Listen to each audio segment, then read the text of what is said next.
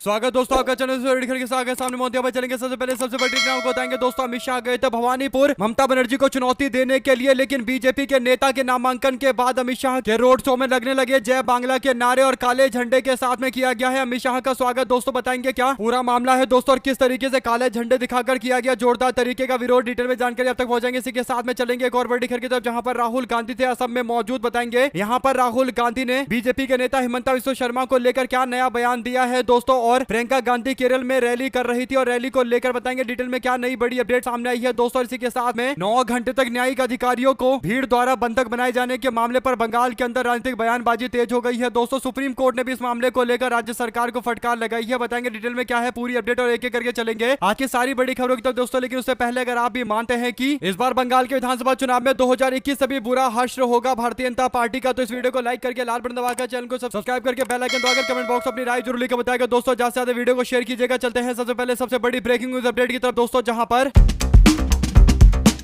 पश्चिम बंगाल के भवानीपुर विधानसभा सीट से इस बार ममता बनर्जी चुनावी मैदान में उतरी हुई है दोस्तों। ममता बनर्जी के सामने बीजेपी ने शुभेंदु अधिकारी को चुनावी मैदान में उतारकर मुकाबले को दिलचस्प बना दिया है। बड़ी बात यह है कि शुभेंदु अधिकारी के प्रचार के लिए भारतीय जनता पार्टी के नेता अमित शाह खुद मौजूद थे दोस्तों। भवानीपुर से नामांकन दाखिल करने के लिए शुभेंदु अधिकारी और भारतीय जनता पार्टी का काफिला जिलाधिकारी दफ्तर की ओर जा रहा था दोस्तों। ऐसे में अमित शाह रोड शो का हिस्सा बने हुए थे, यानी शक्ति प्रदर्शन करने की कोशिश की जा रही थी। गृह मंत्री अमित शाह का रोड शो चल रहा था दोस्तों। ऐसे में रोड शो के दौरान भवानीपुर में जोरदार तरीके का विरोध अमित शाह का किया गया और अमित शाह का काफिला जैसे ही काली घाट पहुंचा दोस्तों, जहां से ममता बनर्जी का घर कुछ ही दूर मौजूद है, तो टीएमसी के कार्यकर्ताओं ने काफिले के सामने जय बांग्ला ममता बनर्जी जिंदाबाद के नारे लगाए। सिर पर काला कपड़ा बांधे लोग अमित शाह गो बैक के नारे लगा रहे थे और काला झंडा दिखाते हुए यहां से जाओ और जय बांग्ला के नारे लग रहे थे दोस्तों। यानी बंगाली ही बंगाल पर राज करेगा, इस तरीके के भी नारे लग रहे थे दोस्तों। इससे साफ तौर पर पता चल रहा है कि बंगाल के अंदर बंगाल के जो लोकल लोग हैं वो चाहते हैं कि बंगाल पर राज बंगाल के खुद के लोग करे, यानी ममता बनर्जी करे और बाहर से आए लोगों को सत्ता नहीं दी जा सकती। तृणमूल कांग्रेस और बीजेपी के कार्यकर्ताओं में झड़प भी देखने को मिली दोस्तों। टीएमसी कार्यकर्ताओं ने काफिले के सामने जय बांग्ला ममता बनर्जी जिंदाबाद के नारे लगाए और काले कपड़े बांध कर आए। कार्यकर्ताओं ने गो बैक के नारे लगाए तो भाजपा वाले इस पर भड़क गए दोस्तों और हालात को काबू करने के लिए पुलिस ने बैरिकेडिंग का भी इस्तेमाल किया। भीड़ पर कंट्रोल करने के लिए बल का भी दुरुपयोग किया गया दोस्तों। ऐसे में अमित शाह ने कोलकाता रैली में शुभेंदु अधिकारी के नंदीग्राम से चुनाव लड़ने को लेकर कहा कि सिर्फ नंदीग्राम ही नहीं बल्कि ममता बनर्जी को इस बार हम लोग उनके घर में हराएंगे, यानी भवानीपुर में चुनाव हराएंगे। मुख्यमंत्री ममता बनर्जी भवानीपुर से चुनाव लड़ रही है दोस्तों। पिछली बार नंदीग्राम से लड़ी थी जहां पर उनको हार का सामना करना पड़ा था, तो इसी उत्साह में है बीजेपी के नेता शुभेंदु अधिकारी। उनको लग रहा है कि पिछली बार ममता बनर्जी को नंदीग्राम से चुनाव हरा दिया था, तो इस बार भवानीपुर से भी चुनाव हरा देंगे और अमित शाह को साथ में लेकर आए हैं नामांकन के दौरान। लेकिन भारी विरोध से पता चल चुका है कि भवानीपुर की जनता बीजेपी और अमित शाह को कतई बर्दाश्त नहीं करने वाली है दोस्तों। आने वाले दिनों के अंदर विरोध और ज्यादा तेज देखने को मिलेगा क्योंकि अमित शाह 15 दिन तक बंगाल में मौजूद रहेंगे दोस्तों। यानी पूरे चुनाव के दौरान केंद्रीय गृह मंत्री अमित शाह बंगाल में बैठकर बंगाल की राजनीति करेंगे दोस्तों। एक तरीके से पूरी ताकत लगा रही है भारतीय जनता पार्टी, लेकिन ममता बनर्जी के सामने बीजेपी 2021 की तरह एक बार फिर से परास्त होती हुई नजर आने वाली है। आप लोग की जो भी राय है लिखकर जरूर बताएगा। ज्यादा से ज्यादा वीडियो को शेयर कीजिएगा। साथ साथ दोस्तों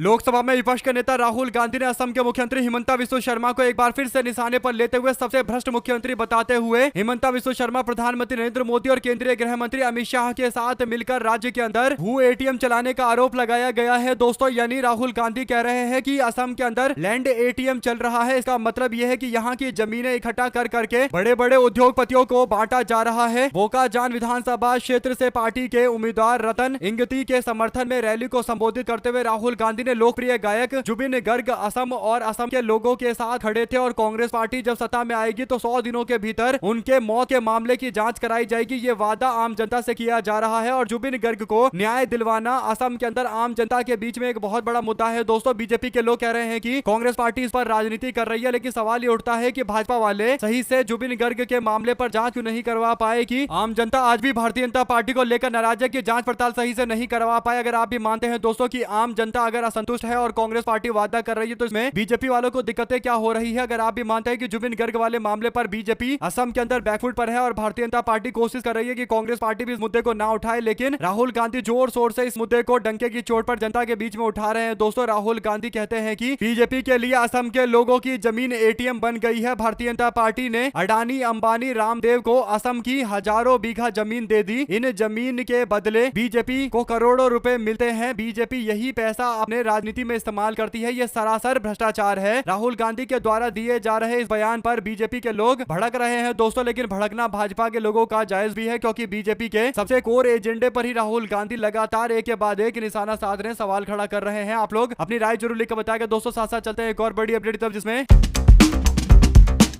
राहुल गांधी ने SC/ST एक्ट को लेकर एक बड़ा बयान दिया है दोस्तों। बीते दिन राहुल गांधी की ओर से एक पोस्ट किया गया। इसमें राहुल गांधी ने नरेंद्र मोदी को जो पत्र लिखा है, इस पत्र का जिक्र करते हुए राहुल गांधी कहते हैं कि 8 साल पहले SC/ST एक्ट को कमजोर करने के खिलाफ लाखों दलित आदिवासी युवाओं ने आंदोलन किया, जिसमें कई गिरफ्तार हुए। संसद ने कानून को मजबूत किया, लेकिन आज भी निर्दोष युवा मुकदमों का बोझ उठा रहे हैं। मजबूत SC/ST एक्ट उनका हक है, शांतिपूर्ण आंदोलन करना उनका अधिकार है। आज प्रधानमंत्री से मैंने आग्रह किया है कि इस मामले पर इसकी संवेदनशीलता और न्यायपूर्ण दृष्टि से इस मामले पर भारतीय जनता पार्टी की सरकार को कदम उठाना चाहिए और जो मामले दर्ज किए गए थे 8 साल पहले, वे सारे के सारे मामले वापस लिए जाने चाहिए, ताकि SC/ST और दलित समाज के लोग कानूनी उत्पीड़न से बच सके। आप लोग इस पर अपनी राय जरूर लिखकर बताएगा दोस्तों। और अगर आप भी मानते हैं कि राहुल गांधी एकदम न्यायपूर्ण बात उठा रहे हैं, तो लिखकर जरूर बताएगा। साथ साथ भारत निर्वाचन आयोग यानी ECI ने पश्चिम बंगाल के अंदर पुलिस के महानिदेशक से उस घटना पर रिपोर्ट मांगी है दोस्तों, जिसमें मालदा जिले के अंदर कालियाचक में मतदाताओं के तार्किक विसंगति श्रेणी के तहत वर्गीकृत किए जाने के न्यायिक प्रक्रिया में शामिल 7 न्यायिक अधिकारी को मतदाताओं के एक समूह के द्वारा बंधक बना लिया गया था। यानी एक बड़ी भीड़ देखने को मिली थी दोस्तों, जिन्होंने BDO ऑफिस के बाहर एक बड़ा मजमा लगाया था और जो 7 न्यायिक अधिकारी आए हुए थे, जुडिशियल ऑफिसर आए हुए थे दोस्तों, जो लोग जांच पड़ताल करने वाले थे, उन सबको ऑफिस के अंदर ही घेर लिया गया। यानी एक तरीके से भीड़ द्वारा अगवा कर लिया गया। इस मामले पर अब रिपोर्ट तलब किया गया है और 3 महिलाओं समेत 7 अधिकारियों को बंधक बनाया गया था, यह दावा चल रहा है। पुलिस के वरिष्ठ अधिकारियों के नेतृत्व में पुलिस बल मौके पर पहुंची दोस्तों, और प्रदर्शनकारियों के चंगुल से न्यायिक अधिकारियों को बचाया गया और सुरक्षित स्थान पर पहुंचाया गया। इस मामले को लेकर सुप्रीम कोर्ट ने भी संज्ञान लिया है और राज्य सरकार से इस मामले पर कड़ी कार्रवाई करने के लिए बोला गया है और जांच रिपोर्ट देने के लिए भी दबाव बनाया जा रहा है दोस्तों। इसी के साथ में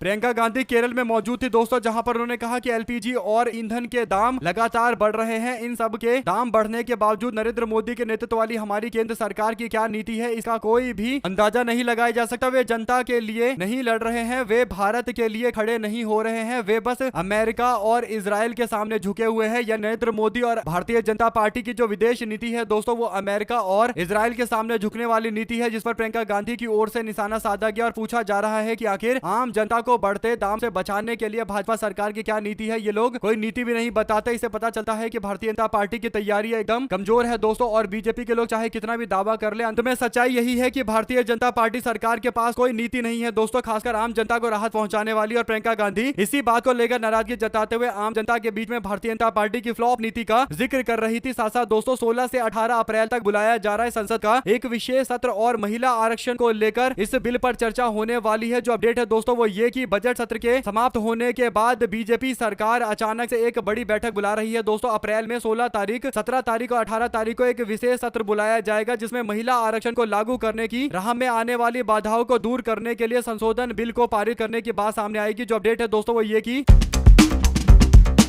संसद के अंदर महिला आरक्षण को लागू करने के लिए खासकर लोकसभा के अंदर संख्या को बढ़ाकर 816 करने को लेकर एक विधेयक यानी कानून लाने के उद्देश्य से अप्रैल के तीसरे सप्ताह के अंदर 2-3 दिनों की एक बैठक बुलाने की योजना भाजपा सरकार बना रही है, जबकि विपक्ष ने कहा कि ऐसी कोई योजना नहीं होनी चाहिए, खासकर तब जब देश के अलग अलग कोनों के अंदर चुनाव चल रहा है। हम चुनाव को लेकर चर्चाएं कर रहे हैं, चुनाव में लोग बिजी हैं और अलग अलग पार्टी के लोग प्रचार प्रसार कर रहे हैं। ऐसे में भाजपा सरकार ये कानून लाकर कहीं ना कहीं विपक्ष को कमजोर करने की कोशिश कर रही है और विपक्ष को घेरने की कोशिश कोशिश कर रही है। दोस्तों 28 जनवरी को शुरू हुआ बजट सत्र 2 अप्रैल को समापन होना था, लेकिन सरकार इसे कुछ दिनों के अंतराल के बाद 2-3 दिन और बढ़ाने पर विचार कर रही है। सरकार का मानना है कि गुरुवार को लोकसभा के अध्यक्ष और राज्यसभा के सभापति संबंधित सदनों को स्थगित कर सकते हैं। अगली बैठक के लिए एक निश्चित तारीख की घोषणा जल्द की जा सकती है। दोस्तों यानी पूरी तरीके से सेशन को बंद नहीं किया जाएगा, बल्कि अनिश्चित काल के लिए होल्ड पर रखा जाएगा। तीसरे सप्ताह में ये बिल आ सकता है। इस बिल को लेकर अलग अलग तरीके से चर्चाएं चल रही है। दोस्तों क्या आप महिला आरक्षण बिल का समर्थन करते हैं? कमेंट बॉक्स में लिखकर जरूर बताएगा, क्योंकि सीटों की संख्या भी बढ़ाई जाएगी और एक अच्छा खासा यानी लगभग 33% के आसपास सीटें रिजर्व कर दी जाएगी दोस्तों, जिससे चुनावी समीकरण पूरी तरीके से बदल जाएंगे। अगर आप भी मानते हैं कि जिन पार्टियों के पास महिला नेता नहीं है उन लोगों के लिए दिक्कतें बहुत ज्यादा आने वाली है, तो लिखकर जरूर बताएगा। हालांकि विपक्ष इस पर चर्चा चुनाव के बाद चाहता है दोस्तों, हालांकि लेकिन बीजेपी की सरकार पहले ही चर्चा करवाना चाहती है। अब देखते हैं आगे क्या रास्ता निकाला जाता है। इसी के साथ में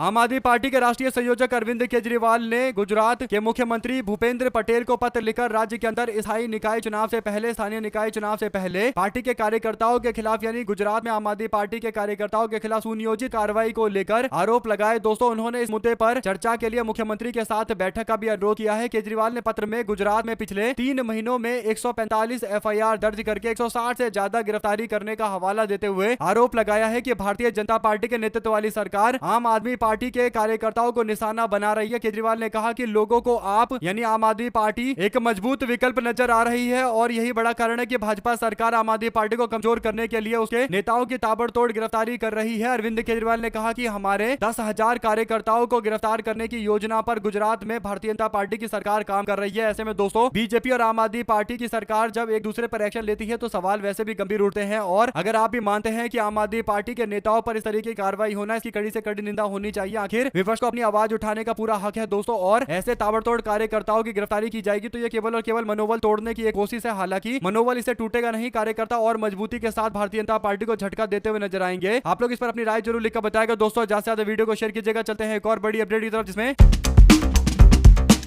आम आदमी पार्टी के राज्यसभा के सांसद राघव चड्ढा जो आजकल काफी ज्यादा चर्चा में बने हुए थे दोस्तों, उन्होंने संसद के अंदर ऐसे ऐसे मुद्दे उठाए जिस पर कोई नेता चर्चा तक नहीं करता था, आम जनता से जुड़े मुद्दे उठा रहे थे। वहीं पर दोस्तों आम आदमी पार्टी ने बीते दिन सांसद राघव चड्ढा को राज्यसभा के उप नेता यानी डेप्टी लीडर के पोस्ट से हटा दिया है। राज्यसभा के सांसद अशोक मित्तल को इस जगह पर नियुक्त कर दिया गया है। पार्टी ने राज्यसभा के सचिवालय को पत्र लिखते हुए ये जानकारी दी है दोस्तों। लेटर में कहा गया है कि सदन में पार्टी की तरफ से खुलने का समय राघव चड्ढा को ना दिया जाए। राघव चड्ढा 2022 में पंजाब के अंदर राज्यसभा के सांसद चुनकर आए थे, उनका कार्यकाल 2028 तक चलेगा दोस्तों। पार्टी के इस फैसले की वजह कुछ बताई नहीं गई है, लेकिन लंबे समय से पार्टी से काफी दूरी बनाकर चल रहे थे राघव चड्ढा, और राघव चड्ढा उपनेता के तौर पर काम कर रहे थे दोस्तों। तो सदन में अगर राज्यसभा के नेता संजय सिंह मौजूद नहीं होते थे तो फिर पार्टी की जिम्मेदारी संभालने का मौका इनको दिया जाता था। और ये जिस तरीके के मुद्दे आकर उठा रहे थे काफी चर्चा में बने हुए थे दोस्तों, और सोशल मीडिया पर काफी इनका वीडियो भी वायरल हो रहा था। उसके बाद अब कार्रवाई करते हुए इनको उपनेता के पोस्ट से हटा दिया गया है। ऐसे में अगर आप भी मानते हैं कि अरविंद केजरीवाल की पार्टी आम आदमी पार्टी के अंदर कई सारे ऐसे नेता हैं जो आम आदमी पार्टी के खिलाफ काम कर रहे हैं दोस्तों, और ऐसे में राघव चड्ढा का भी एक नाम था। हालांकि राघव चड्ढा जो मुद्दे उठा रहे थे वो आम जनता से जुड़े वो उठा रहे थे, लेकिन ये उनका पूरा पर्सनल चल रहा था, यानी खुद की पॉपुलैरिटी लोकप्रियता बढ़ाने के लिए काम कर रहे थे। पार्टी से उनका कोई लेना देना नहीं था, इसीलिए पार्टी की नाराजगी है दोस्तों। आप लोग इस पर अपनी राय जरूर लिखकर बताएगा, क्योंकि आम आदमी पार्टी नए राज्यसभा के सांसद अशोक मित्तल को आगे कर रही है, जो लवली प्रोफेशनल यूनिवर्सिटी के फाउंडर और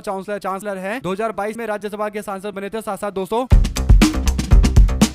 मध्य प्रदेश हाईकोर्ट ने बीजेपी के विधायक संजय सत्येंद्र पाठक के खिलाफ केस दर्ज करने का निर्देश दिया है दोस्तों। आरोप लगाया गया कि विधायक ने एक मामले में जस्टिस विशाल मिश्रा से संपर्क करने की कोशिश की, जो न्यायिक प्रक्रिया को प्रभावित करने की एक कोशिश थी, और इस मामले पर अब कार्रवाई करते हुए खनन कंपनियों पर 443 करोड़ रुपए की वसूली के मामले को लेकर FIR दर्ज की गई है दोस्तों। न्याय प्रणाली को भी पूरी तरीके से प्रभावित करने की कोशिश बीजेपी के नेता कर रहे थे, भाजपा के विधायक संजय पाठक कर रहे थे। साथ साथ दोस्तों राहुल गांधी के साथ फोटो शेयर करके बीजेपी के नेता ने कुछ दिलचस्प बात लिखी है। आपको बता दें कि भारतीय जनता पार्टी के एक टाइम में जो नेता थे दोस्तों, यानी ऐसा कह सकते हैं कि मजबूत नेता हुआ करते थे और दिल्ली बीजेपी का चेहरा होते थे विजय गोयल, पूर्व सांसद भी हैं। ऐसे में उन्होंने राहुल गांधी से मुलाकात करते हुए एक तस्वीर शेयर की है दोस्तों। गोयल ने मुलाकात की फोटो शेयर करते हुए बताया कि उन्होंने राहुल गांधी जी से मुलाकात की। संविधान सदन के बाहर एक छोटी सी मुलाकात हुई, और तस्वीर शेयर करते हुए लिखते हैं कि मैंने इस मुलाकात में आज संविधान सदन यानी पार्लियामेंट हाउस के बाहर राहुल गांधी से आत्मीय मुलाकात में उनकी माता जी और कांग्रेस पार्टी की वरिष्ठ नेत्री सोनिया गांधी गांधी जी के स्वास्थ्य के बारे में जानकारी ली, उनके उत्तम स्वास्थ्य की कामना करता हूं। इसके बाद दोस्तों जो तस्वीर शेयर की गई तो लोगों ने प्रतिक्रिया दी। कुल मिलाकर भाजपा के जो नेता साइडलाइन कर दिए गए हैं, राहुल गांधी के प्रति उनके मन में बिल्कुल भी आप खटास नहीं देखेंगे। भाजपा के नेता जिनको मंत्री बनना है दोस्तों और नरेंद्र मोदी और अमित शाह की नजरों में रहना है, वही लोग राहुल गांधी को लेकर उल्टा उल्टा बोलते रहते हैं। ऐसे में अगर आप भी मानते हैं कि भाजपा के जो वरिष्ठ नेता हैं, खासकर जिनको मोदी और शाह की राजनीति में साइडलाइन कर दिया गया है, उन लोगों को अब राहुल गांधी और विपक्ष काफी पसंद आने लगा है। दोस्तों आप लोग अपनी राय जरूर लिख के बताएगा। साथ साथ 18 अप्रैल से पहले बिहार में नई सरकार के गठन को लेकर संभावना जताई जा रही है। दोस्तों मुख्यमंत्री 14 तारीख को अपने पोस्ट से यानी मुख्यमंत्री के पोस्ट से इस्तीफा दे सकते हैं। बिहार में नई सरकार के गठन को लेकर राजनीतिक हलचलें तेज हो गई है। लगभग 20 साल के बाद नीतीश कुमार अब बिहार के मुख्यमंत्री नहीं रहेंगे। दोस्तों 10 अप्रैल को राज्यसभा के सांसद के तौर पर शपथ लेंगे। कहा जा रहा है कि मुख्यमंत्री नीतीश कुमार जल्द ही दिल्ली जाएंगे और 9 अप्रैल को जेडीयू की कार्यकारिणी की बैठक की अध्यक्षता करेंगे, जहां पर नीतीश कुमार बिहार के मुख्यमंत्री पोस्ट से इस्तीफा देंगे। और सूत्रों के हवाले से अपडेट यह है कि नीतीश कुमार के मुख्यमंत्री के पोस्ट से इस्तीफे के बाद नई सरकार के गठन को लेकर शेड्यूल जारी कर दिया जाएगा दोस्तों। और 12-13 तारीख को एनडीए की बैठक बुलाई जाएगी और 14 तारीख को कोई नया मुख्यमंत्री शपथ लेता हुआ नजर आएगा। अब नया मुख्यमंत्री पहले तो दावा किया जाता है कि बीजेपी से होगा, लेकिन नीतीश कुमार की पार्टी के अंदर से जो आवाजें उठ रही है दोस्तों, उसमें निशांत को मुख्यमंत्री बनाने के दावे चल रहे हैं। अब निशांत को मुख्यमंत्री बनाया जाएगा या नहीं बनाया जाएगा, ये एक बहुत बड़ा सवाल है। ऐसे में जनता दल यूनाइटेड क्या भारतीय जनता पार्टी के मुख्यमंत्री के अंतर्गत काम कर पाएगी, ये भी एक बड़ा सवाल है दोस्तों, क्योंकि जेडीयू को हमेशा से सरकार में रहने का एक मौका रहा है और हमेशा से जनता दल यूनाइटेड मानती रही है कि नीतीश कुमार सत्ता में प्रभावशाली नेता है और इसीलिए पूरी जेडीयू एकजुट थी दोस्तों। लेकिन अगर भारतीय जनता पार्टी के पास पावर पूरा कंट्रोल चला जाएगा तो कहीं ना कहीं जनता दल यूनाइटेड इससे कमजोर भी हो जाएगी। आप लोग अपनी राय जरूर लिखकर बताएगा। साथ साथ चलते हैं एक और बड़ी खबर की तरफ, जिसमें तमिलनाडु की राजनीति में अभिनेता से नेता बनकर प्रवेश करने वाले विजय ने गुरुवार को तमिलनाडु चुनाव के लिए तिरुचि ईस्ट विधानसभा सीट से अपना नामांकन दाखिल कर दिया है दोस्तों। इस दौरान उनके समर्थकों की भारी भीड़ देखने को मिली, जिसे शहर के अंदर कुछ समय तक अफरा तफरी जैसा माहौल बना रहा और हालात बेकाबू हो रहे थे, माहौल बिगड़ रहा था। और टीवीके के नेता थालापति विजय के काफिले के साथ सैकड़ों उत्साहित समर्थक दौड़ते नजर आए दोस्तों। और पुलिस ने भीड़ को नियंत्रण करने के लिए कोशिश की, लेकिन भीड़ इतनी थी कि कुछ देर के लिए स्थिति बिगड़ गई दोस्तों। और इस दौरान एक महिला जो काफिले के साथ दौड़ रही थी, संतुलन खो बैठी है और नीचे गिर जाती है। कुल मिलाकर थालापति विजय की लोकप्रियता इतनी ज्यादा है कि जहां वो जाते हैं वहां पर जबरदस्त भीड़ देखने को मिलती है दोस्तों। और प्रशासन के लोग भीड़ को संभालने में पूरी तरीके से नाकाफी नजर आते हैं। ऐसे में अगर आप भी मानते हैं कि थालापति विजय की जो लोकप्रियता है उस हिसाब से अगर वोट पड़ गए तो थालापति विजय एक नए तरीके का रिकॉर्ड बनाते हुए तमिलनाडु के अंदर नजर आएंगे। आप लोग इस पर अपनी राय जरूर लिखकर बताएगा दोस्तों। साथ साथ चलते हैं एक और बड़ी खबर की तरफ, जिसमें हिमंता बिस्वा शर्मा पर निशाना साधते हुए पप्पू यादव ने एक बड़ी बात कही है। पप्पू यादव कहते हैं कि हिमंता बिस्वा शर्मा तस्करी, सुपारी और जानवर के पैसे से चुनाव अभियान चलाते हैं, इसको खत्म करना बहुत जरूरी है। हिमंता बिस्वा शर्मा की राजनीति केवल देश और असम को नुकसान पहुंचा रही है दोस्तों। साथ ही साथ प्रेस क्लब ऑफ इंडिया के अंदर एक बड़ी अपडेट सामने आती है, जहां पर पीसीआई ने एक आलोचनात्मक पोस्ट किया है दोस्तों। पीसीआई यानी प्रेस क्लब ऑफ इंडिया ने अपनी चिंता जताई है इस बात को लेकर कि भाजपा की केंद्र सरकार आलोचनात्मक पोस्ट को बार बार डिलीट करवा रही है दोस्तों। प्रेस क्लब ऑफ इंडिया कहता है कि press club of India social media platform पर सरकार की आलोचना करने वाले सामग्री को निशाना बनाकर जारी किए गए हालिया टेकडाउन के आदेशों पर गहरी चिंता व्यक्त करता है। इसमें रचनाकारों को ब्लॉक कर दिया गया है और सामग्री को हटा दिया गया है। इसके बाद कहा जाता है कि पीसीआई प्रबंध समिति कार्यालय के इस घोर दुरुपयोग का कड़ा विरोध करती है और मांग करती है कि भारत के संविधान के अधिकार 19(1)(a) में निहित संरक्षित नागरिकों और पत्रकारों के वाक और अभिव्यक्ति की आजादी के मौलिक अधिकारों का सम्मान सरकार को करना चाहिए। यानी भाजपा सरकार जिस तरीके से मोदी की आलोचना करने वाले पोस्ट को हटा रही है दोस्तों, उसे लेकर पीसीआई की ओर से विरोध जताया गया है और पत्रकारों के ग्रुप ने मिलकर इस तरीके के एक्शन का खंडन किया है दोस्तों। साथ ही साथ परकला प्रभाकर ने एक बड़ा दावा किया था। उन्होंने बताया था कि रातों रात तकरीबन 4% वोट पड़े, यानी 17 लाख वोट रात को पड़े लगभग 11:45 से लेकर 2 बजे के बीच में। उनके इस दावे के बाद उन्होंने कहा कि वोटिंग चालू होती है तो हर 2 घंटे में चुनाव आयोग आंकड़े जारी करता है, कितने बजे तक कितनी वोटिंग हुई। शाम को वोटिंग बंद होने के कुछ घंटे के बाद एक फाइनल आंकड़ा आ जाता है जो 1-2% बढ़ा हुआ हो सकता है। फिर फाइनल आंकड़ा देने में 3-4 दिन क्यों लग जाते हैं? उनके ये सवाल काफी गंभीर है दोस्तों। उनका मानना है कि जो आंकड़े दिए गए वो आंकड़े पूरी तरीके से झोल वाले थे। उन्होंने बताया कि इस मामले को लेकर मैं और भी बड़े खुलासे करूंगा। कुल मिलाकर दोस्तों परकला प्रभाकर चुनाव आयोग के काम करने के तरीके को लेकर काफी नाराज है और उनका मानना है कि तुरंत रिपोर्टिंग होनी चाहिए, यानी कितने लोगों ने वोट डाला इस बात की जानकारी तुरंत मिलनी चाहिए। 1 घंटे 2 घंटे लेट पर दिया जा सकता है, लेकिन इसका मतलब ये नहीं कि 3-3 दिन के बाद 4-4 दिनों के बाद फाइनल आंकड़े दिए जाएंगे। और ये तो सवाल हमेशा से बना हुआ है दोस्तों। ऐसे में परकला प्रभाकर जो बातें बोल रहे हैं उसमें कहीं ना कहीं उनके सवाल एकदम जायज है, जिस पर चुनाव आयोग को जवाब देना चाहिए। मामले को ज्यादा दिन टाल नहीं सकते। साथ साथ संसद के अंदर बजट सत्र के दूसरे दिन कार्रवाई पूरी हुई दोस्तों, और सरकार ने मौजूदा सत्र को आगे बढ़ाने का निर्णय लिया है। यानी 13 दिन के ब्रेक के बाद 16 अप्रैल को सुबह 11 बजे से एक बार फिर से कार्रवाई होगी। और ये जो कार्रवाई होगी ये बहुत ज्यादा संभावना इस बात को लेकर है कि महिला आरक्षण को लेकर चर्चा होगी और लोकसभा की संख्या बढ़ाने को लेकर चर्चा है दोस्तों। ऐसे में 816 सीटें 543 से हो जाना एक बहुत बड़ा बढ़ोतरी माना जाना चाहिए। आप लोग इस पर अपनी राय जरूर लेकर बताएगा। साथ साथ चलते हैं एक और बड़ी खबर की तरफ में।